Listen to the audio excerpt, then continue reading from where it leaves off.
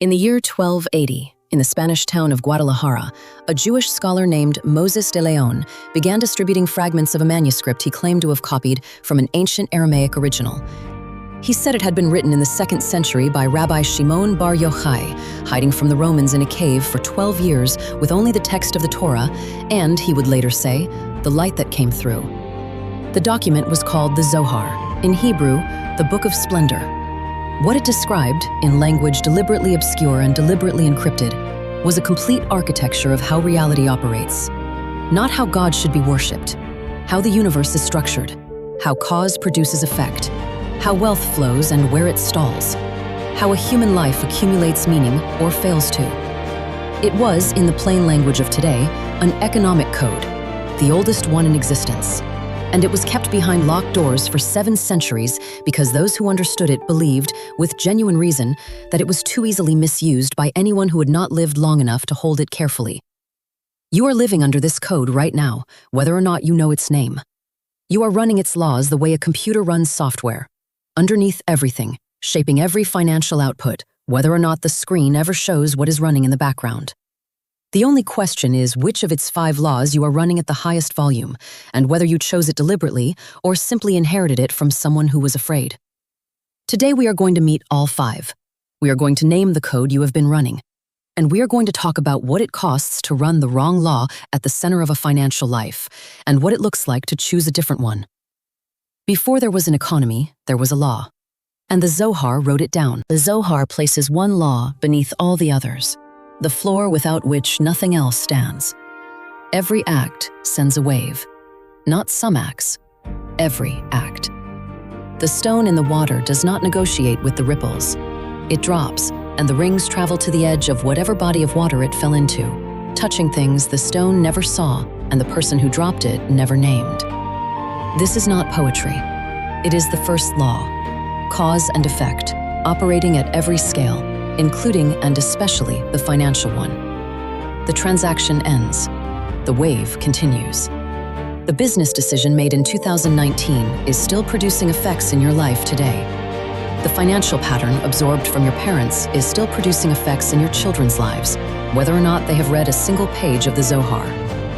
The first law asks you to make financial decisions not in transaction time, not what does this produce this quarter, but in wave time. What wave does this send, and how far does it travel? And who will it touch when it arrives at the edge of the frame? The second law follows from the first. It asks, what kind of vessel receives the waves? And here, the Zohar makes a distinction that changes everything about how you understand financial success. There are 2 kinds of vessel, the one that receives only for itself, the closed cup, the accumulator, the enterprise that extracts value without returning it, and the one that receives in order to share, the channel, the water wheel, the business that creates more value for its customers than it captures for itself. The second law states, with the precision of physics rather than the imprecision of inspiration, the channel amplifies. Value moving through a vessel that passes it onward does not merely maintain itself, it grows. And businesses pointed toward the channel do not merely survive longer, they compound. Law 2 is the law of the channel, and every business decision you have ever faced was, at its core, a choice between which vessel to build. The third law is the quietest, and for most people the most expensive. The Zohar describes a veil that forms between a person and the light that is always pouring toward them, woven, thread by thread, out of the story that person tells about themselves. The verdict. The sentence so repeated, it stopped sounding like an option and began to sound like a fact. People like me don't build things like that. Money always runs out before the month does. I am not the kind of person wealth stays with.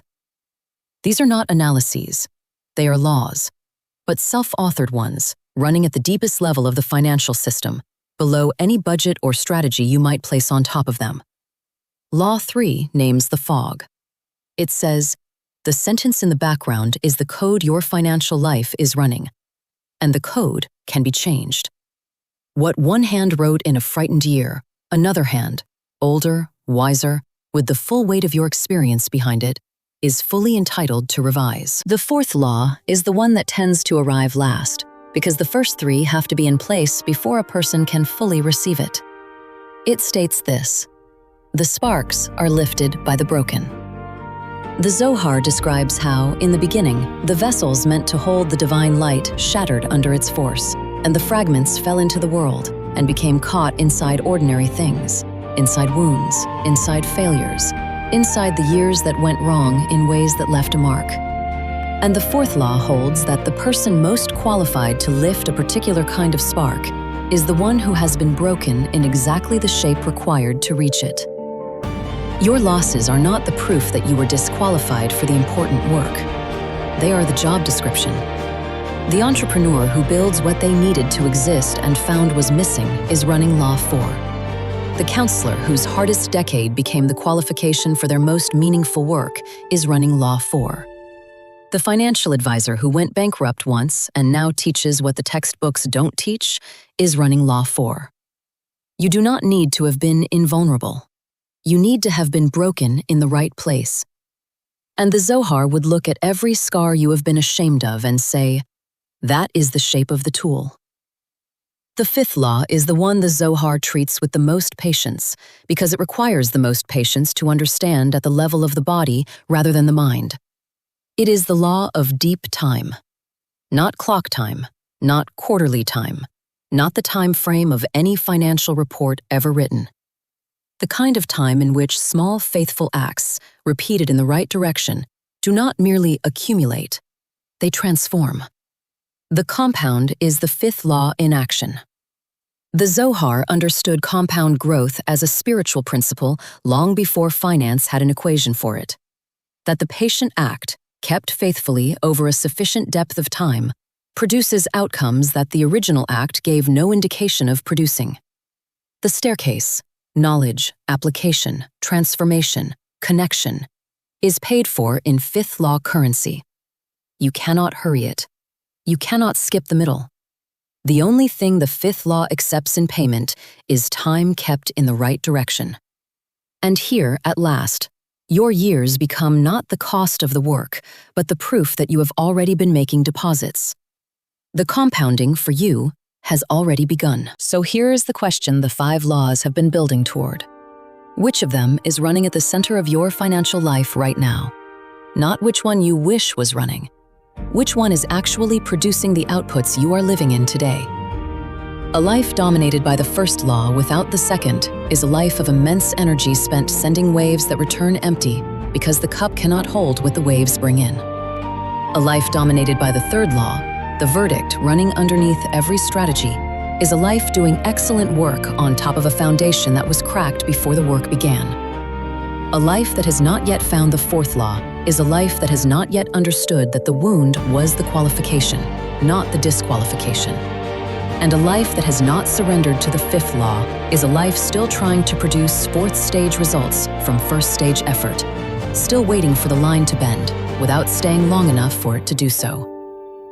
You are not required to run all 5 at once. The tradition never suggested that. It suggested one law at a time, added in the right order, with the patience to let each one reshape the vessel before the next is introduced. The smallest honest movement toward any of the 5. One decision made in wave time rather than transaction time. One act of the channel rather than the accumulator. One question put to the verdict that has been running unchallenged. One piece of work built from the wound rather than despite it. One patient deposit under the fifth law when every instinct says the return is too slow is a deposit under the code. And the code, once running at even a fraction of its design capacity, begins to do what it was always built to do. Share this with one person who is working hard inside a law they did not choose and cannot name. And leave one word below. Which of the 5 laws landed hardest for you today? Because the next episode is built from where you are. Follow the channel and stay close. 5 laws, 5,000 years, still running.